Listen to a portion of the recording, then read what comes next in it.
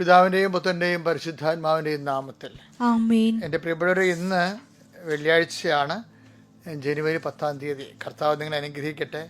നമുക്ക് സന്തോഷത്തോടെ തന്നെ പ്രത്യക്ഷ പ്രാർത്ഥനയിലേക്ക് വരാം. അമ്മേ പരിശുദ്ധ അമ്മേ, അമ്മേ പരിശുദ്ധ ദേവമാതാവേ, ദൈവമാതാവേ, അന്ന് അങ്ങ് കൃപാസനത്തിൽ പ്രത്യക്ഷപ്പെട്ട് വരാൻ പോകുന്ന മഹാദുരന്തത്തിൽ നിന്ന് രക്ഷപ്പെടാനും എല്ലാവർക്കും വേണ്ടി പ്രാർത്ഥിക്കുവാനും ആവശ്യപ്പെട്ടിട്ട് 20 വർഷം തികയുന്ന ഈ വേളയിൽ കൃപാസനത്തിലൂടെ ഞങ്ങൾക്കും ഈ ദേശത്തിനും അങ്ങ് മധ്യസ്ഥം തേടി തന്ന എല്ലാ അനുഗ്രഹങ്ങൾക്കും കൃപകൾക്കും ഞങ്ങളിപ്പോൾ ഹൃദയം നിറഞ്ഞ നന്ദി പറയുന്നു.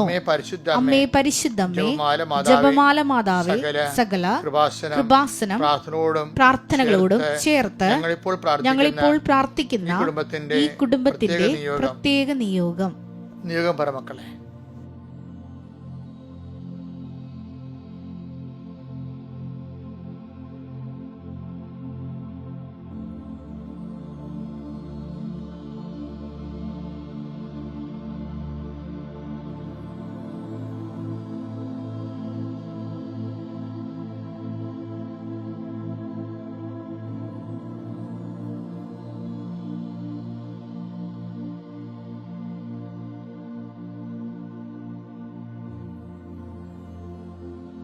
അമ്മയുടെ പ്രത്യക്ഷീകരണത്തിന്റെ ഈ ദ്വാദശക വേളയിൽ ഞങ്ങൾക്ക് സാധിച്ചു തരുവാൻ കനിയണമേ. വിശ്വാസ പ്രമാണം. സർവശക്തനായ പിതാവും ആകാശത്തിന്റെയും ഭൂമിയുടെയും സൃഷ്ടാവുമായ ദൈവത്തിൽ ഞാൻ വിശ്വസിക്കുന്നു. അവിടുത്തെ ഏകപുത്രനും ഞങ്ങളുടെ കർത്താവുമായ ഈശോ മിശിഹായിലും ഞാൻ വിശ്വസിക്കുന്നു. ഈ പുത്രൻ പരിശുദ്ധാത്മാവിനാൽ ഗർഭസ്ഥനായി കന്യകാമറിയത്തിൽ നിന്ന് പിറന്ന് പൊന്തിയോസ് പീലാത്തോസിന്റെ കാലത്ത് പീഡകൾ സഹിച്ച് കുരിശിൽ തറയ്ക്കപ്പെട്ട് മരിച്ച് അടക്കപ്പെട്ട് പാതാളങ്ങളിൽ ഇറങ്ങി മരിച്ചവരുടെ ഇടയിൽ നിന്ന് 3-ാം നാൾ ഉയർത്ത് സ്വർഗത്തിലേക്ക് എഴുന്നള്ളി സർവശക്തിയുള്ള പിതാവായ ദൈവത്തിന്റെ വലതുഭാഗത്തിരിക്കുന്നു. അവിടെ നിന്ന് ജീവിക്കുന്നവരെയും മരിച്ചവരെയും വിധിക്കുവാൻ വരുമെന്നും ഞാൻ വിശ്വസിക്കുന്നു. പരിശുദ്ധാത്മാവിലും ഞാൻ വിശ്വസിക്കുന്നു. വിശുദ്ധ കത്തോലിക്കാ സഭയിലും പുണ്യവാന്മാരുടെ ഐക്യത്തിലും പാപങ്ങളുടെ മോചനത്തിലും ശരീരത്തിന്റെ ഉയർപ്പിലും നിത്യമായ ജീവിതത്തിലും ഞാൻ വിശ്വസിക്കുന്നു. ആമേൻ. സ്വർഗ്ഗസ്ഥനായ ഞങ്ങളുടെ പിതാവേ, അങ്ങയുടെ നാമം പൂജിതമാകണമേ. അങ്ങയുടെ രാജ്യം വരണമേ. അങ്ങയുടെ തിരുമനസ് സ്വർഗത്തിലെ പോലെ ഭൂമിയിലും ആകണമേ. അന്നു വേണ്ടുന്ന ആഹാരം ഇന്ന് ഞങ്ങൾക്ക് തരണമേ. ഞങ്ങളോട് തെറ്റ് ചെയ്യുന്നവരോട് ഞങ്ങൾ ക്ഷമിക്കുന്നത് പോലെ ഞങ്ങളുടെ തെറ്റുകൾ ഞങ്ങളോടും ക്ഷമിക്കണമേ. ഞങ്ങളെ പ്രലോഭനത്തിൽ ഉൾപ്പെടുത്തരുതേ, തിന്മയിൽ ഞങ്ങൾ രക്ഷിക്കണമേ. ആമേൻ. നന്മ നിറഞ്ഞ മറിയമേ, സ്വസ്തി. കർത്താവ് അങ്ങയുടെ കൂടെ സ്ത്രീകളിൽ അങ്ങ് അനുഗ്രഹിക്കപ്പെട്ടവളാകുന്നു. അങ്ങയുടെ ഉദരത്തിൻ ഫലമായി ഈശോ അനുഗ്രഹിക്കപ്പെട്ടവനാകുന്നു. പരിശുദ്ധ മറിയമേ, തമ്പുരാന്റെ അമ്മേ, പാപികളായ ഞങ്ങൾക്ക് വേണ്ടി ഇപ്പോഴും ഞങ്ങളുടെ മരണസമയത്തും തമ്പുരാനോട് അപേക്ഷിക്കണമേ. ആമേൻ. എൻ്റെ പ്രിയപ്പെട്ടവരെ, നമ്മൾ ഇന്ന് അനുദിനാനുഗ്രഹ പ്രാർത്ഥനയുടെ ഭാഗമായി കർത്തൃസന്നിധിയിൽ വിനയത്തോടെയും വിശ്വാസത്തോടെയും നമ്മൾ കൈകൾ കൂപ്പി അനുഗ്രഹങ്ങൾ കൈപ്പറ്റുന്നതിനായി നമ്മൾ തന്നെ ദൈവത്തിന് സമർപ്പിക്കുകയാണ്. കർത്താവേ, നിന്റെ ഉന്നതമായ നാമത്തിന് സ്വസ്ഥം ചെയ്യുന്ന ഈ പ്രഭാതത്തിൽ അങ്ങയുടെ നാം വിളിച്ച് പ്രാർത്ഥിക്കുന്ന എല്ലാ മക്കളുടെ മേലും അങ്ങയുടെ ഐശ്വര്യം വിതരണമെന്ന് പ്രാർത്ഥിക്കുന്നു. അങ്ങയുടെ മക്കളുടെ യാത്രകളെ നീ ആശീർവദിക്കണമേ. അങ്ങയുടെ മക്കളുടെ ഉദ്യമങ്ങളെ നീ ആശീർവദിക്കണമേ. കർത്താവെ, സഞ്ചാരപഥങ്ങളെ സമ്മേളനങ്ങളെയും നീ ആശീർവദിക്കണം. ചർച്ചാ മീറ്റിങ്ങുകളെ നീ ആശീർവദിക്കണം. ജോലിക്ക് പോകുന്നവരുടെ ഈശോയെ, ജോലിക്ക് പോകുന്നവരെ, ജോലി സ്ഥലങ്ങളിലേക്ക് പോകുന്നവരെ, കായിക അധ്വാനമുള്ള ജോലികൾക്ക് പോകുന്നവരെ, അതുപോലെ തന്നെ ഉദ്യോഗസ്ഥ സർവീസ് ജോലികൾക്ക് പോകുന്നവരെ, ശുശ്രൂഷ ജോലികൾക്ക് പോകുന്ന നേഴ്സുമാർ, ഹോം നേഴ്സുമാർ,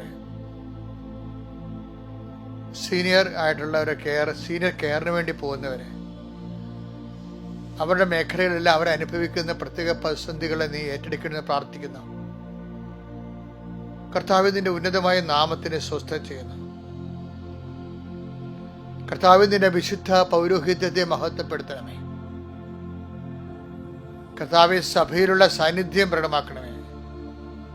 നീ ഏത് ഭവനത്തിൽ പ്രവേശിക്കുമ്പോഴും ആ ഭവനത്തിന് സമാധാന ആശംസകളുടെ കർത്താവെ, ഈ പ്രാർത്ഥനയിൽ പങ്കെടുക്കുന്ന ഓരോ ഭവനത്തെയും നിന്റെ നാമത്തിൽ ആ കുരിശടയാളത്തിൽ അവർ ആലേഖനം ചെയ്തുകൊണ്ട് അവരെ ആശീർവദിക്കുന്ന കർത്താവെ, സംഹാരദൂതൻ കടന്നു പോകുമ്പോഴേ കർത്താവിൻ്റെ വിശുദ്ധമായ കുഞ്ഞാടിൻ്റെ വിശുദ്ധമായ രക്തത്താൽ കൈമുക്കി പതിച്ചിട്ടുള്ള കൈമുദ്രയുള്ള പാതായനങ്ങളെ ഭവനയിടങ്ങളെ കടന്നുപോയതുപോലെ കർത്താവ് ഈ ആശീർവാദം ലഭിക്കുന്ന ഭവനയിടങ്ങളെ തിന്മകൾ സ്പർശിക്കാതിരിക്കട്ടെ. എൻ്റെ കർത്താവിൻ്റെ ഉന്നതമായ നാമത്തിൽ സഭയുടെ അധികാരത്തിൽ കുരിശിൻ്റെ അടയാളത്തിൽ ദൈവത്തിൻ്റെ ശക്തിയാൽ ജീവിത മാർഗങ്ങൾ വരുമാന മാർഗങ്ങളെ ആശീർവദിച്ചുകൊണ്ട് പ്രാർത്ഥിക്കുന്ന ഈശോയെ, വരുമാന മാർഗം നഷ്ടപ്പെടുന്നവരുണ്ട്, കാലാവസ്ഥകളുടെ ഭേദങ്ങൾ കാരണം കാർഷികമായ നഷ്ടം വന്നിട്ടുള്ളവരുണ്ട്, മറ്റു തരത്തിലുള്ള നിമ്നോന്നതങ്ങൾ കാരണം കർത്താവ് മാർക്കറ്റിൻ്റെ നഷ്ടം കാരണം കടകമ്പോളങ്ങളിൽ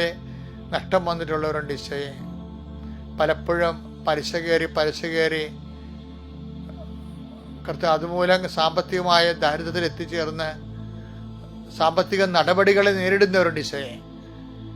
അവരെല്ലാം അങ്ങേക്ക് സമർപ്പിച്ച് പ്രാർത്ഥിക്കുന്നു.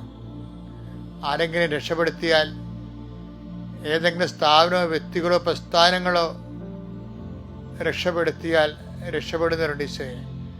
അങ്ങനെയുള്ള എഗ്രിമെൻറ്റുകൾ ഓഫറുകൾ നൽകിയിട്ടുള്ളവർ ആ ഓഫറുകൾ പിന്നീട് നഷ്ടപ്പെട്ടു പോകുന്നവരെ കാണുന്നുണ്ട് ഈശോയെ.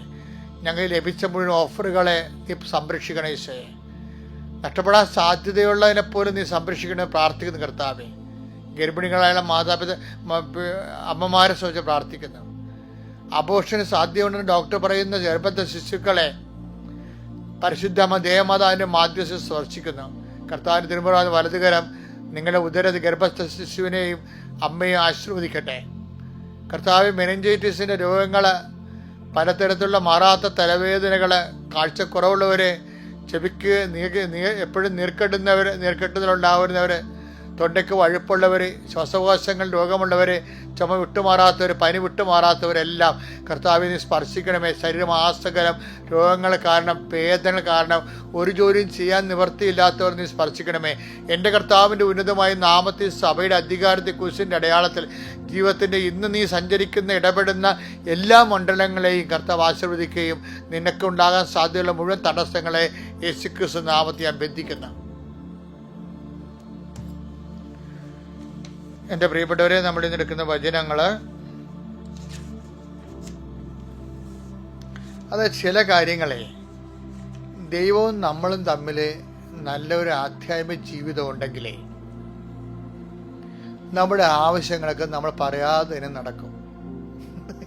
അത് ഭയങ്കരമാണ് ശരിക്കും പറഞ്ഞാൽ. ദൈവവും നമ്മളും തമ്മിൽ ഒരു ആധ്യാത്മിക ബന്ധം, ദൈവത്തിൻ്റെ വചനം നമ്മൾ കേൾക്കുന്നു, അതനുസരിച്ച് നമ്മൾ ജീവിക്കുന്നു, എന്നിട്ട് അതിൻ്റെ ഉടമ്പടിയിലായിരിക്കുന്നതിൻ്റെ അർത്ഥം. അങ്ങനെ വന്നാൽ നമ്മുടെ ആവശ്യങ്ങൾ നമ്മൾ പറയാതെ തന്നെ ദൈവം ചെയ്യും. അങ്ങനൊരു വചനമുണ്ട്. അതായത് മത്തായിയുടെ സുവിശേഷമാണ് 6-ാം അധ്യായം 8-ാം വാക്യം. നിങ്ങൾ ചോദിക്കുന്നതിന് മുമ്പ് തന്നെ, അതാണ് നമ്മൾ പ്രാർത്ഥിക്കുന്നതിന് മുമ്പ് തന്നെ നിങ്ങളുടെ ആവശ്യം നിങ്ങളുടെ പിതാവ് അറിയുന്നു. അത് കറക്റ്റല്ലേ? പക്ഷെ പിതാവ് അറിഞ്ഞത് കൊണ്ട് മാത്രം കാര്യമാകത്തില്ല. ഇതിന്റെ 6:33 അതുകൂടി വായിക്കുമ്പോഴേ ഇത് കറക്റ്റ് ആകത്തുള്ളൂ. നിങ്ങൾ ആദ്യം നമ്മളാണ് ചെയ്യേണ്ടത്. എന്താണ്? അവിടുത്തെ രാജ്യവും അവിടുത്തെ നീതിയും അന്വേഷിക്കുക. അതോടൊപ്പം മറ്റുള്ളവയെല്ലാം നിങ്ങൾക്ക് ലഭിക്കും. അപ്പൊ എന്താ പ്രശ്നം വെച്ചാൽ 6:8 എന്താ പറയണത്? നിങ്ങളുടെ ആവശ്യം ദേവപിതാവ് അറിഞ്ഞത് കൊണ്ട് അങ്ങനെ അറിഞ്ഞതുപോലെ ഇരിക്കുകയുള്ളൂ. അത് നടപ്പിൽ വരുത്തണമെങ്കിൽ എന്ത് ചെയ്യണം? 6:33 വർക്കൗട്ട് ചെയ്യണം. എന്താ വർക്കൗട്ട് ചെയ്യേണ്ടത്? ആദ്യം ദൈവരാജ്യത്തെക്കുറിച്ച് അന്വേഷിക്കണം. ദൈവരാജ്യം എന്ന് പറഞ്ഞാൽ എന്താണ്?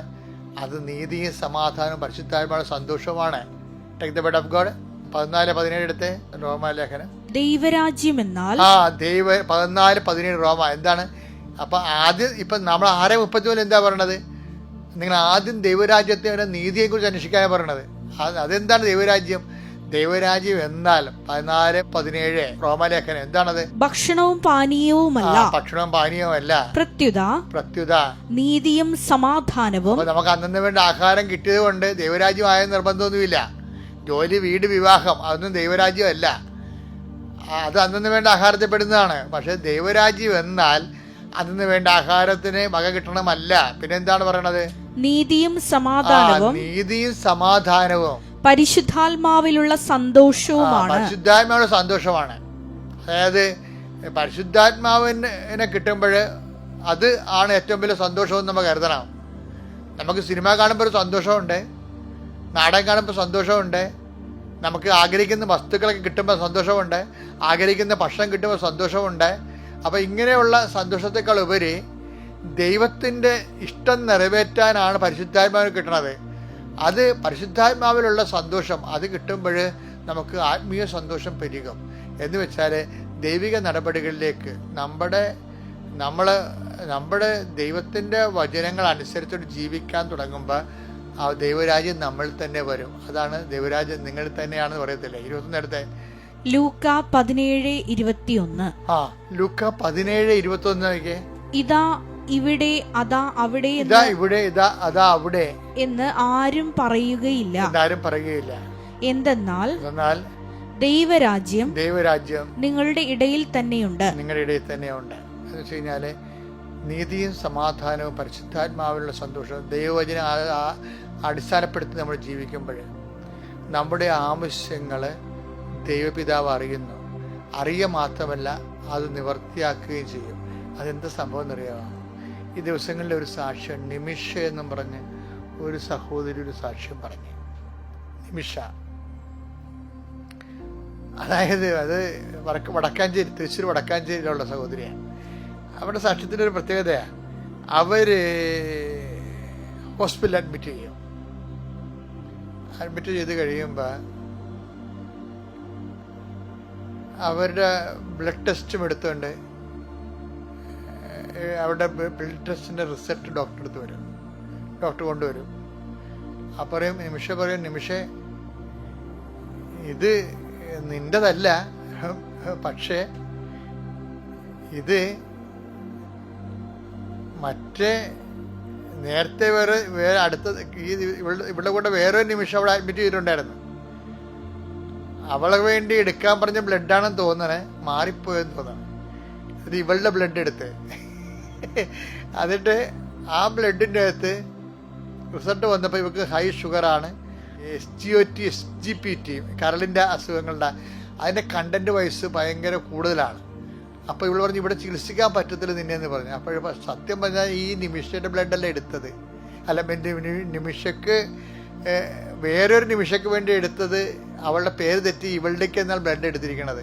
ഓക്കെ, അപ്പോൾ ഇവളുടെ രോഗത്തെക്കുറിച്ച് വേറെ രോഗത്തിന് വേണ്ടി ഇവളെ വന്ന് അഡ്മിറ്റ് ചെയ്തിരിക്കണത്. ഈ രോഗം ഇവൾക്കുണ്ടെന്ന് കർത്താവിനെ അറിയാൻ പാടുള്ളൂ.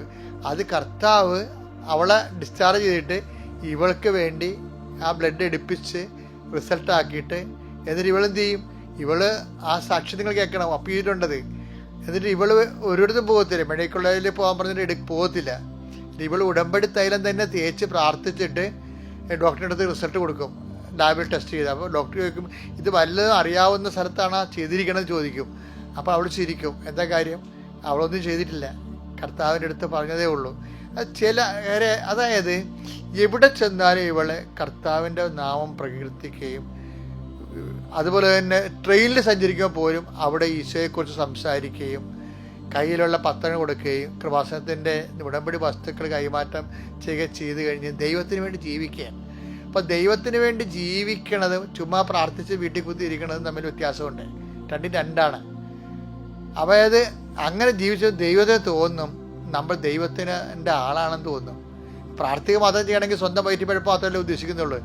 ദൈവത്തിന് വേണ്ടി എന്തെങ്കിലും ചെയ്യണ്ടേ? അത് ചെയ്യത്തില്ല. അപ്പോൾ ഇന്നിപ്പോൾ ഒത്തിരി പേര്, ആയിരക്കണക്കിന് മനുഷ്യർ ദൈവത്തിന് വേണ്ടി ജീവിക്കുന്നവരുണ്ട്. അപ്പോൾ അങ്ങനെ ജീവിക്കുമ്പോൾ ദൈവം നമ്മളുടെ കാര്യങ്ങൾ അന്വേഷിക്കും. നമ്മൾ പറഞ്ഞില്ലേ പോലും നമുക്ക് ഇന്ന ട്രബിൾ കൊണ്ടുവന്നിട്ട് ദൈവം തന്നെ നേരിട്ട് വിഷയം ഏറ്റെടുക്കും. നമ്മളെ ഏറ്റെടുക്കണം. നമ്മുടെ വിഷയങ്ങളല്ല ദൈവം ഏറ്റെടുക്കേണ്ടത്, നമ്മളെയാണ് ഏറ്റെടുക്കേണ്ടത്. നമ്മൾ പ്രാർത്ഥിച്ചാൽ നമ്മുടെ വിഷയങ്ങൾ ദൈവം ഏറ്റെടുക്കും. പക്ഷെ നമ്മൾ പ്രവർത്തിച്ചാൽ ദൈവം നമ്മളെ തന്നെ ഏറ്റെടുക്കും. നിങ്ങൾക്ക് നല്ല സുവിശേഷ പ്രവർത്തകരാകാൻ ദൈവം നിങ്ങൾ അനുഗ്രഹിക്കട്ടെ. Praise the Lord. അത്യപൂർവ ദൈവാനുഭവങ്ങൾ ഇനി നിങ്ങൾക്കും സ്വന്തം. ഈ യൂട്യൂബ് ചാനൽ ഇതുവരെ സബ്സ്ക്രൈബ് ചെയ്തിട്ടില്ലെങ്കിൽ ഇപ്പോൾ തന്നെ സബ്സ്ക്രൈബ് ചെയ്യുക. ഈ വീഡിയോ ഇപ്പോൾ തന്നെ നിങ്ങളുടെ സുഹൃത്തുക്കൾക്ക് ഷെയർ ചെയ്തുകൊണ്ട് കർത്താവിന്റെ പ്രേക്ഷിതരാകുക.